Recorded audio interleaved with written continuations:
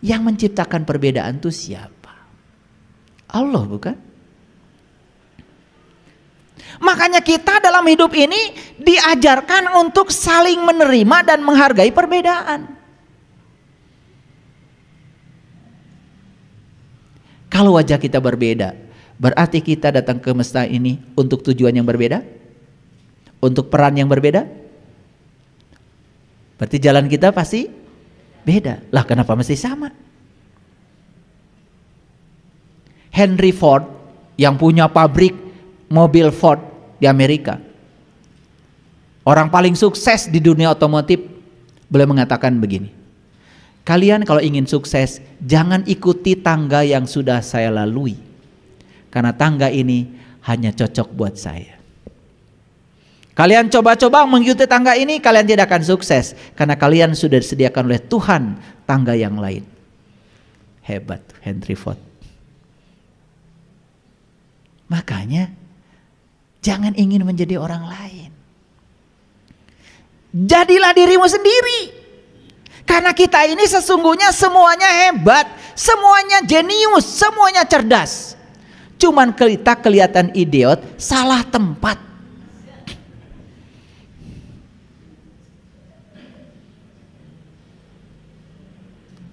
Ikan itu jenius kalau disuruh berenang. Dari sejak lahir dia sudah tidak usah pakai guru renang, bisa ngojay. Tapi kalau ikan disuruh memanjat, idiot, salah tempat.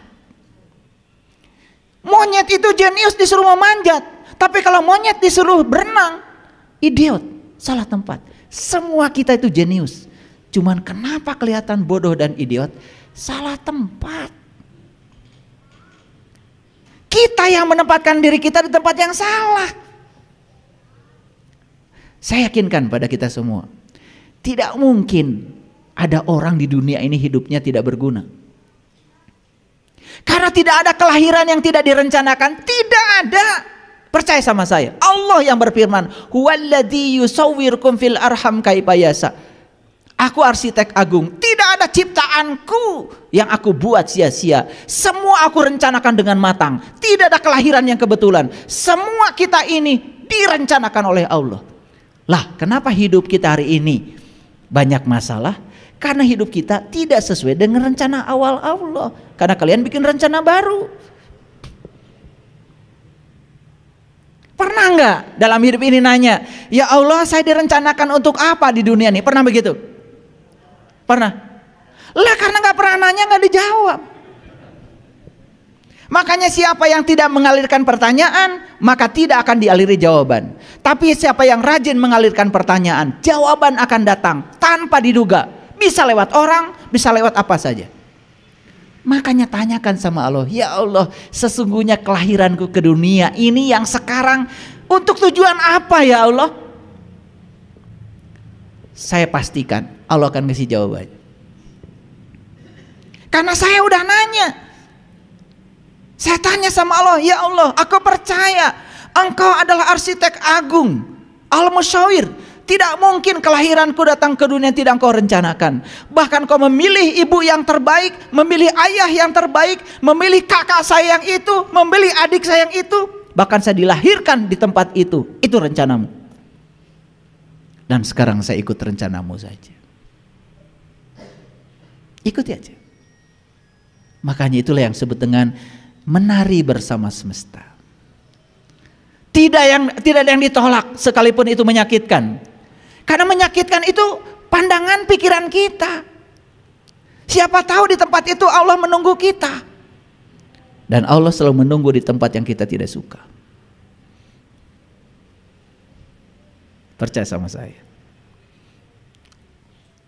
Bukankah kebangkrutan yang telah mengantarkan kalian ke sini? Bukankah kebangkrutan itu tidak kalian sukai? Tetapi bukankah itu yang mengantarkan ke sini dan menemukan kesadaran baru? Sekarang bilang sama Allah, minta maaf. Ya Allah, maaf, aku berburuk sangka kepadamu. Ternyata apa yang tidak aku sukai itu ternyata sangat baik bagiku menurutmu. Ternyata itu adalah cinta kasihmu. Maaf ya Allah jika aku menyebut itu musibah selama ini. Ternyata Tidak ada musibah, semuanya berkah. Walaupun itu tidak aku sukai saat ini, tapi itu adalah proses untuk menuju kedewasaanku. Kalau kita sudah semua seperti itu, kita tidak akan lagi memberi judul, ini musibah, ini berkah. Semua kita kasih judul berkah. Sakit berkah, ditinggalkan orang yang dicintai berkah, ya, bangkrut berkah, banyak uang berkah, semuanya berkah. Kita tidak terjebak lagi dualitas. Baru di situ akan memasuki keadaan baru, kesadaran baru. Kita tidak akan lagi protes. Kita menikmati proses dengan sesungguhnya. Satu, jangan takut untuk menjadi berbeda. Takutlah justru kalau menjadi sama. Karena kita memang diciptakan oleh Allah untuk tujuan yang berbeda. Paham sampai di sini? Oke. Ingat judul tadi. Judulnya apa? Jika kita hidup hanya ingin diterima oleh orang lain, maka kita akan mati saat ditolak. Sekarang berhenti berpura-pura. Jadilah diri kita sendiri. Saya kasih tahu, ingin mengesankan orang lain? Ingin mengesankan orang lain? Ingin mengesankan orang lain? Masa enggak ingin? Ingin mengesankan orang lain? Ingin berkesan bagus di mata orang lain? Tahu caranya? Kalau ingin mengesankan orang lain, malah kita menjadi orang lain, kita sedang menghancurkan diri kita sendiri. Dan saya kasih tahu, kalau ingin mengesankan orang lain, caranya adalah jadilah dirimu sendiri. Justru ketika kita menjadi diri kita sendiri, kita akan mengesankan siapapun. Kita punya ciri khasnya sendiri, punya brand, istilah anak muda sekarang, di branding. Kalian cari Indomaret, tidak usah cari tulisan Indomaret. Anak kecil aja belum bisa baca, sudah tahu Indomaret di sana, hanya melihat warna. Betul? Coba anak kecil pengen ciki, belum bisa baca, I nggak tahu, N nggak tahu, D nggak tahu, tapi dia tahu itu Indomaret. Dari mana? Dari warnanya. Jadi kita mau membranding diri kita seperti apa? Kita mau membranding diri kita seperti apa, ya terserah kita. Temukan kecerdasan, kejeniusan kita di bidang itu. Dan saya kasih tahu, semua anak kita, semua manusia di dunia itu jenius. Tapi anak kita akan kelihatan tidak istimewa saat dia harus menjadi seperti yang kita mau. Itu kesalahan kita selama ini. Ada murid saya, ayah, anak saya ingin jadi ini, tapi dia menolak terus. Terus dia ingin jadi atlet. Terus ya selama ini berantem terus dengan saya. Stop berantem dan biarkan dia jadi atlet. Anaknya mau pulang ke rumah sekarang dan merasa dihargai oleh orang tuanya, dan dia sukses jadi atlet.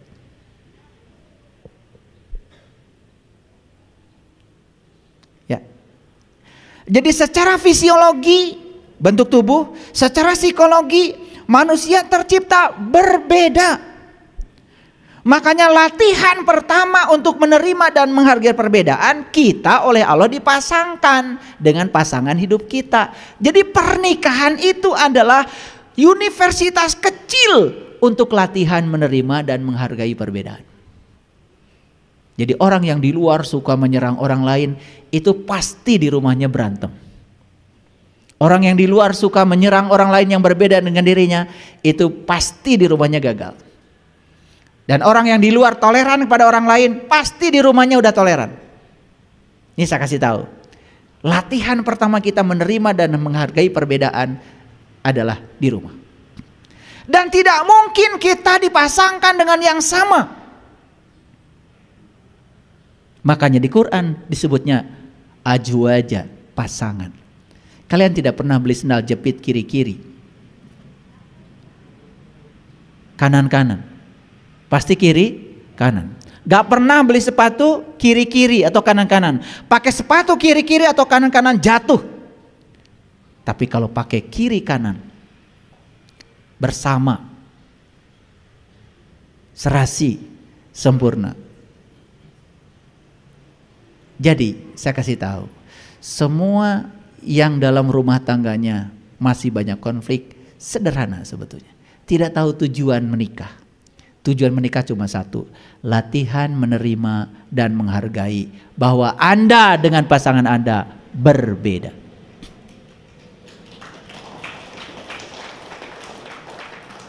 Tahu laki-laki dari mana? Dari planet Mars. Tahu perempuan dari mana? Dari planet Venus. Jadi dulu ya, para penghuni planet Mars menciptakan teleskop untuk ngintip semua makhluk yang hidup di planet Venus. Diintip dari Mars. Wih, banyak yang cantik. Ih, banyak yang menarik. Apa yang terjadi?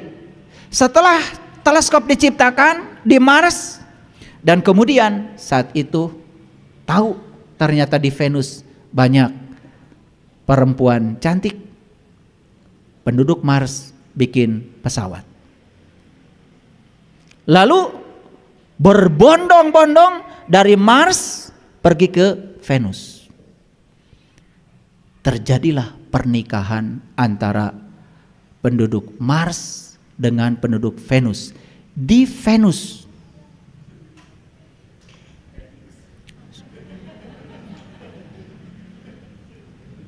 Nah, setelah terjadi pernikahan itu, masing-masing pasangan masih sadar kalau yang laki-laki dari Mars, yang perempuan dari Venus. Makanya di situ masih sukses latihan menerima dan menghargai perbedaan.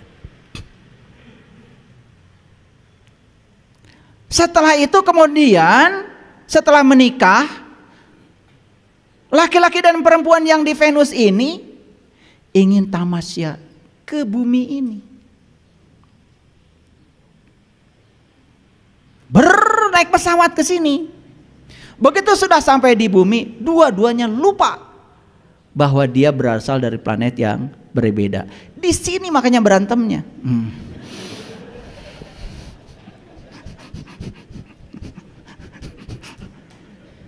Jadi kalau kalian ingat lagi, oh saya ini dari Mars, kalian dari Venus, yuk kita saling menerima dalam hal perbedaan. Anda dengan saya ternyata berbeda, dan kita dipasangkan karena berbeda. Tuhan menciptakan kita berbeda, dan kita dipasangkan satu kasur untuk latihan menerima perbedaan. Mulai sekarang saya tidak akan usil pada kamu, karena kamu dengan saya berbeda. Saya siap menerima perbedaan itu apa adanya. Makanya begitu sadar, yang laki-laki dari Mars, yang perempuan dari Venus, pertengkaran selesai. Pengadilan agama sepi.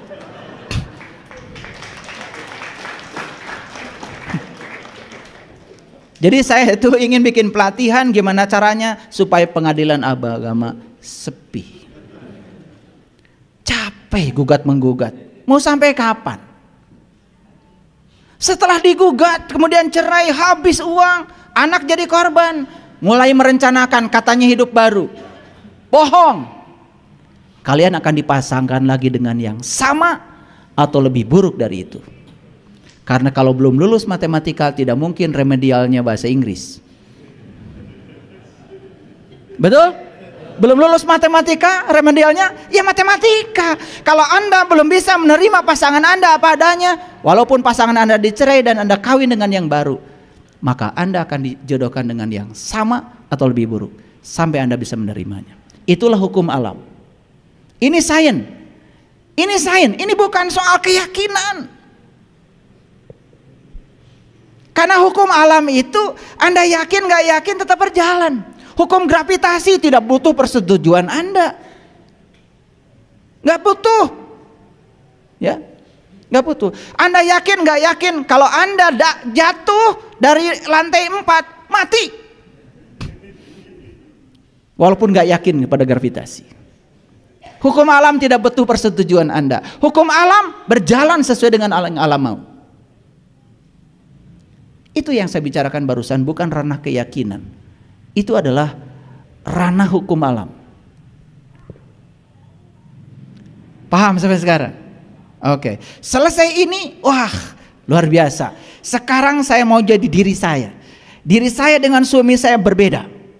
Dan saya tidak akan memaksakan keinginan saya pada pasangan saya, karena memang mereka berbeda. Saya terima dia apa adanya. Nanti akan kaget. 2-3 hari kita nyesal bertahun-tahun. Ternyata pasangan saya adalah manusia terbaik yang disediakan semesta untuk menjadi teman hidup saya. Dan saya tidak akan menjadi saya hari ini kalau pasangan saya bukan dia.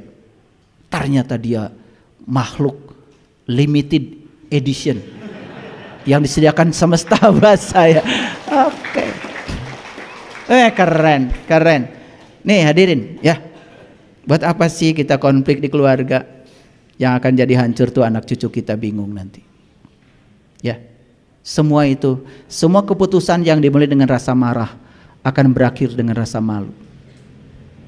Saya heran ya, banyak sekali, mohon maaf ya, kadang-kadang mengaku dirinya sebagai tokoh, tetapi memberikan contoh tidak selayaknya sebagai tokoh. Dan harusnya bagian yang ini, ini sangat penting, sangat penting. Oleh karena itu, yuk kita belajar, jadikan pasangan kita sebagai guru kita. Mulai sekarang pandang dia sebagai guru. Guru kesabaran kita, guru kebijaksanaan kita, guru keluasan kita, guru kearifan kita. Kalau kita pandang mereka sebagai guru, maka kita setiap hari akan terus berguru pada dia. Kita akan mengalami peningkatan kesadaran yang luar biasa. Puncaknya, ingat, yang enak akan ditinggalkan, yang gak enak akan ditinggalkan. Tapi pelajaran yang akan kita bawa adalah pelajaran kebijaksanaan, menerima yang enak dan tidak enak apa adanya. Itu yang akan kita bawa. Jadi setiap manusia tercipta untuk peran yang berbeda dan unik. Tercipta untuk peran yang berbeda dan unik. Artinya setiap manusia itu sudah disiapkan untuk tujuan Tuhan yang berbeda. Dia akan dipakai untuk menjadi kepanjangan tangan Allah untuk tujuan yang berbeda. Oleh karena itu, jadilah diri sendiri, bukan seperti yang diinginkan oleh orang lain. Jadilah unik, maka kita akan menemukan kemerdekaan.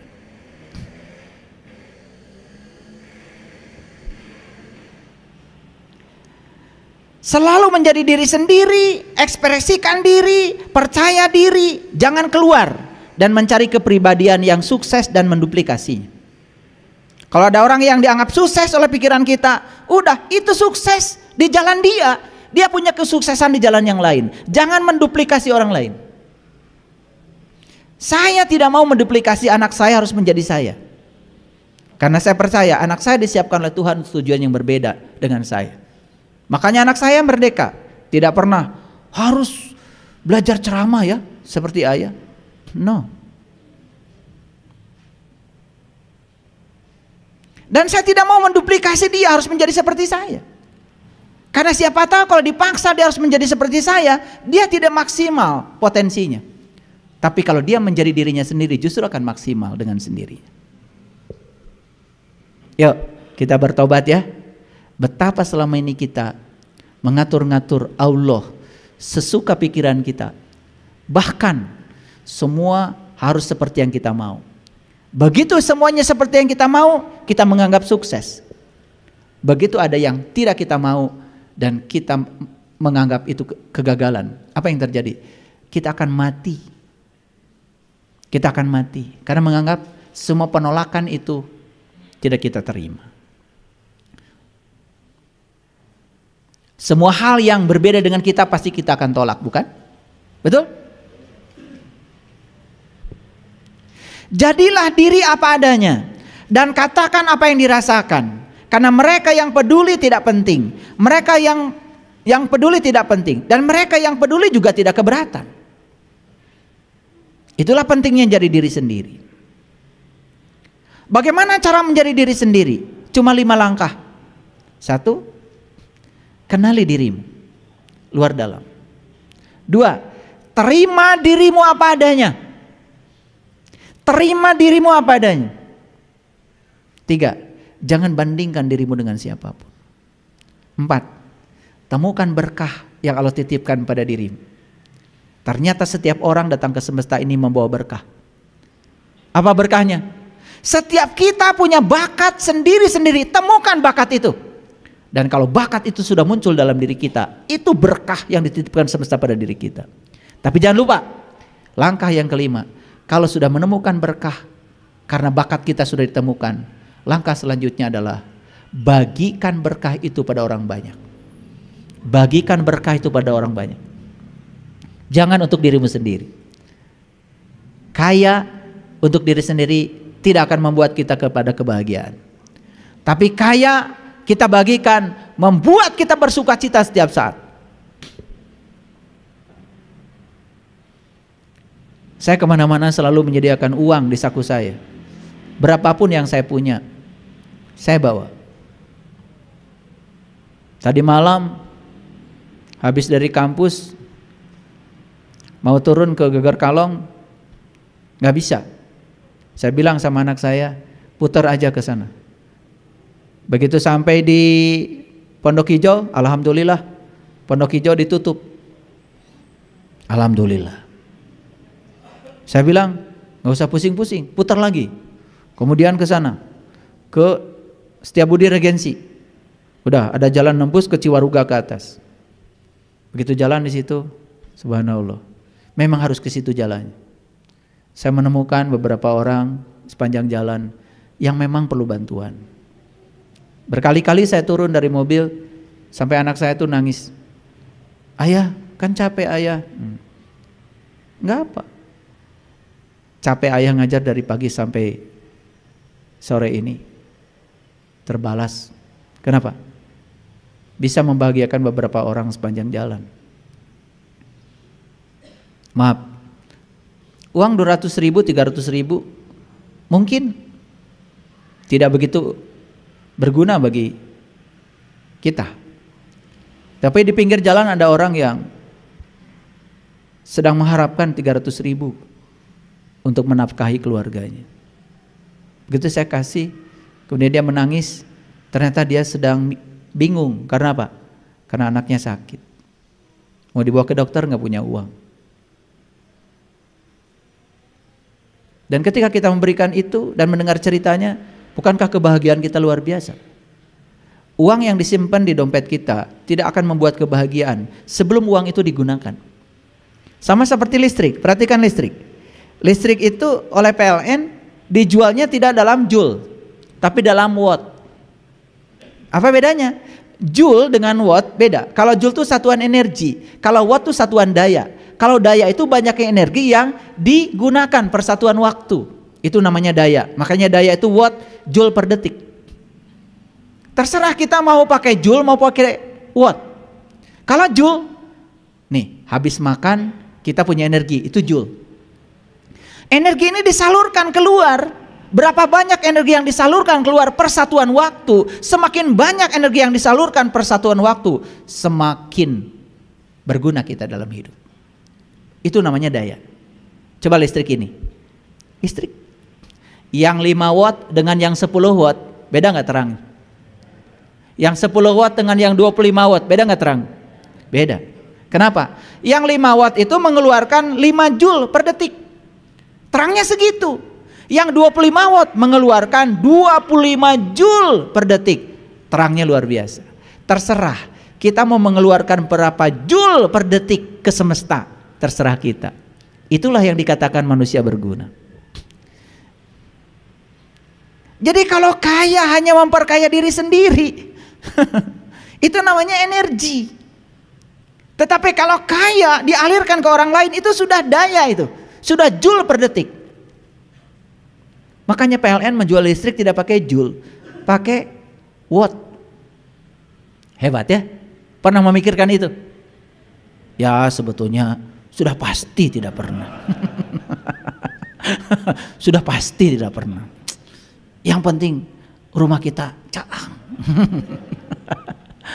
Padahal tiap hari pelajaran itu ada kan? Betul nggak? Nyuruh anak, Neng, pangmeserkeun lampu. Sabar rawat, mama. Nu 25 watt we ameh caang. Tuh. Jadi kalau 25 watt tuh tahu lebih terang dari 5 watt. Tapi giliran diterapkan dalam hidup, mulai sumbang. Aya lampu hayang nu caang ari diri teu daek nyaangan batur. Itu. Makanya yuk gelontorkan. Percaya sama saya. Makin banyak yang digelontorkan, makin keluar. Give and take. Sama seperti keran. Matikan keran. Mesin pompa air kita mati. Begitu keran dibuka, apa yang terjadi? Dek. Otomatis jalan. Air mengalir. Sederhana sebetulnya. Kenapa sih rezeki saya nggak ngalir? Kerannya. Coba lihat kerannya tuh. Kerannya nutup. Udah karahaan lagi. Udah terlalu lama. Coba perbaiki kerannya. Buka kerannya. Nih saya kasih tahu. Buka kerannya. Luar biasa. Tujuan utama kita adalah menjadi diri sendiri semaksimal mungkin. Menjadi diri sendiri di dunia yang terus-menerus berusaha menjadikan kita sesuatu yang lain adalah pencapaian yang besar. Nih saya kasih tahu. Dunia kita, lingkungan kita sekarang sedang berusaha untuk menjadikan kita seperti mereka. Dan kalau kita bisa keluar dari cengkraman itu dan kita berhasil menjadi diri sendiri, itulah pencapaian yang terbesar dalam hidup.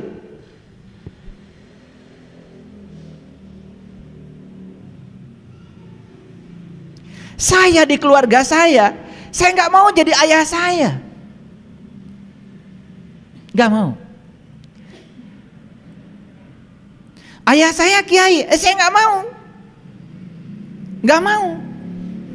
Saya jadi diri saya. Saya jadi diri saya. Makanya ketika ayah saya mengajarkan sesuatu, saya saring betul. Walaupun itu ayah saya.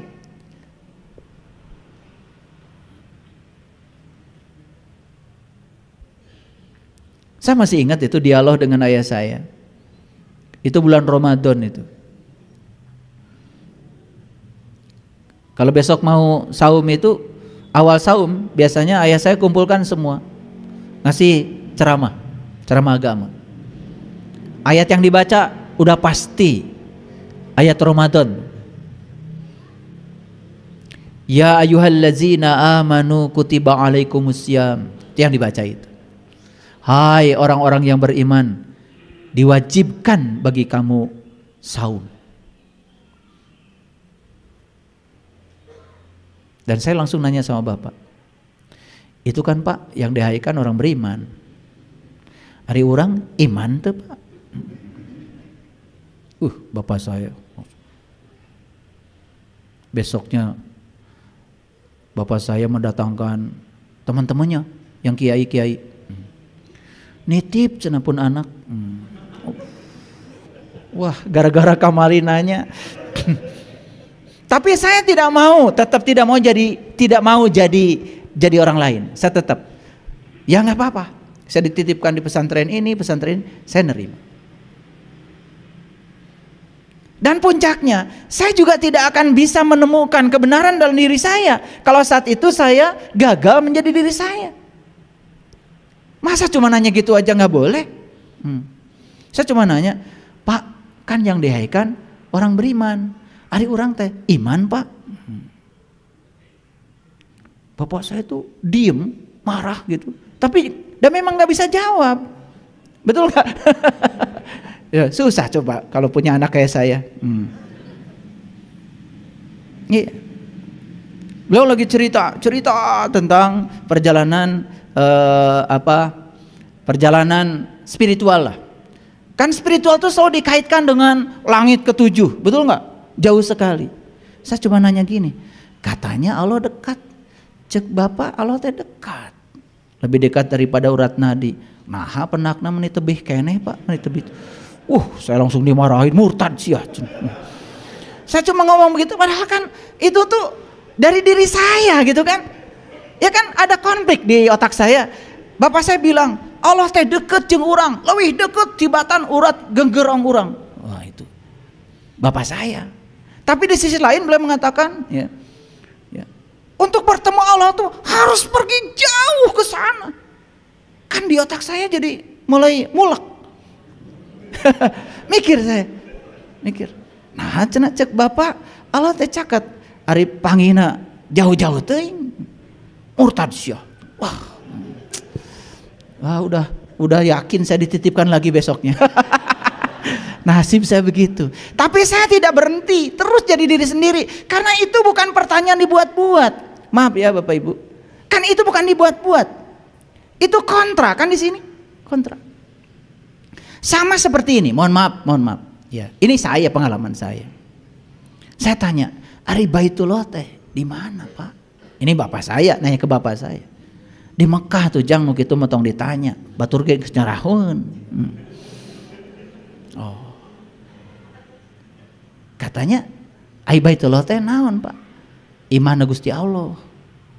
Cenah Gusti Allah caket jeung urang. Nah, bumina jauh. Wah, marah lagi.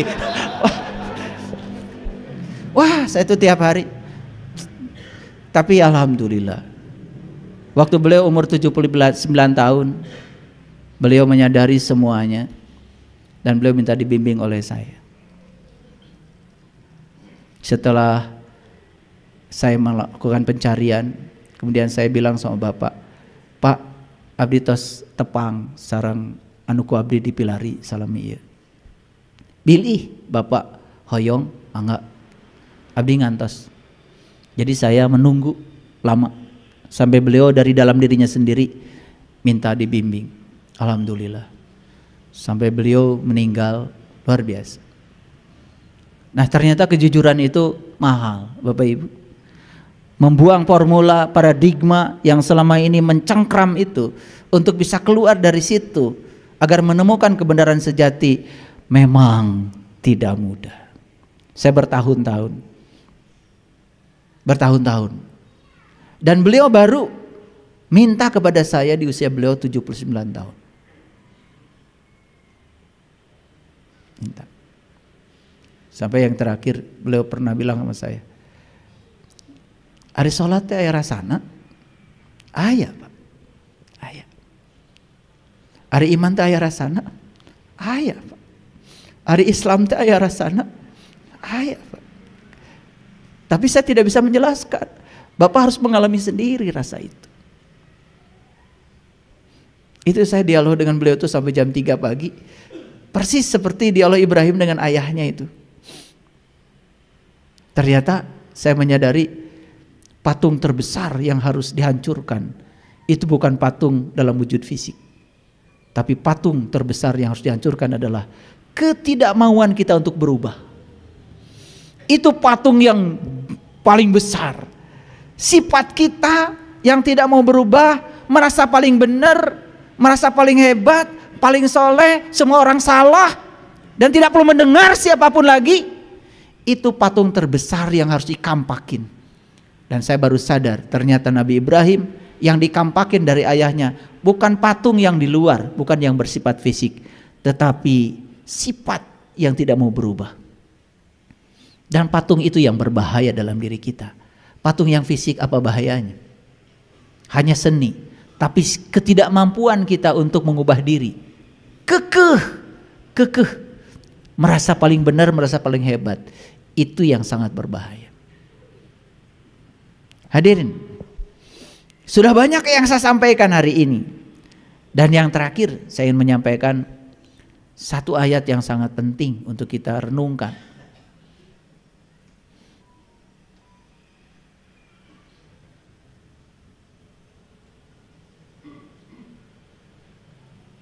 Ini ayatnya. Ini Quran surat Al-Qalam, surat ke-68, ayat yang ke-7. A'udzubillahi minasyaitonirrajim. Bismillahirrahmanirrahim. Inna rabbaka huwa a'lamu biman dhalla an sabilihi wa huwa a'lamu bil muhtadin. Sesungguhnya Tuhanmu, dialah yang paling mengetahui siapa yang sesat di jalannya dan siapa yang mendapatkan petunjuk. Saya cuma mengingatkan kepada kita semua.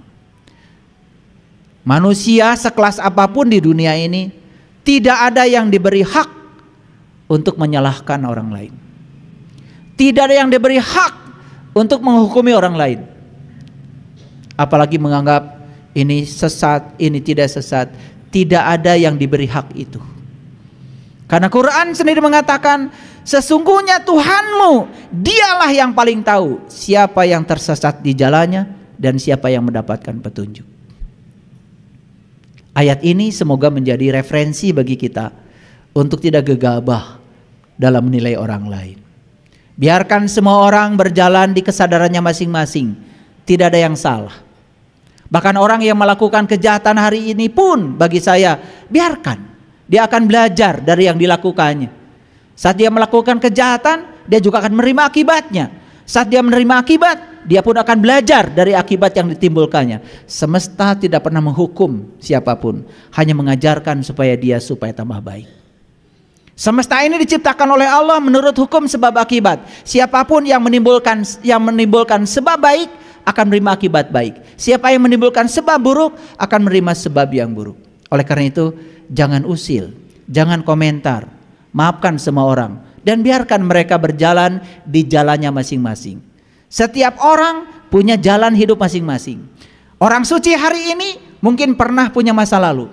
Orang jahat hari ini mungkin juga masih punya masa depan. Jangan menolak orang lain. Jangan menghukum orang lain. Karena dia tidak seperti yang kita mau, kemudian kita menghukumnya, wah kamu dikutuk, kamu diazab. Tuhan tidak pernah mengutuk. Tuhan tidak pernah mengazab. Dia maha welas, maha asih. Dia hanya menegur kita supaya cepat pulang. Gelang sipatu gelang, gelang sirama-rama. Ayo tepuk tangan. Marilah pulang, marilah pulang ke jati diri kita. Mari pulang, marilah pulang, marilah pulang ke tempat asal kita. Yuk kita pulang, yuk kita pulang, kita pulang. Kalau banyak masalah dalam hidup karena kita sudah terlalu jauh menyimpang dari tempat asal kita. Sudah terlalu jauh kita menyimpang dari jalan yang digariskan oleh semesta buat kita. Terima kasih.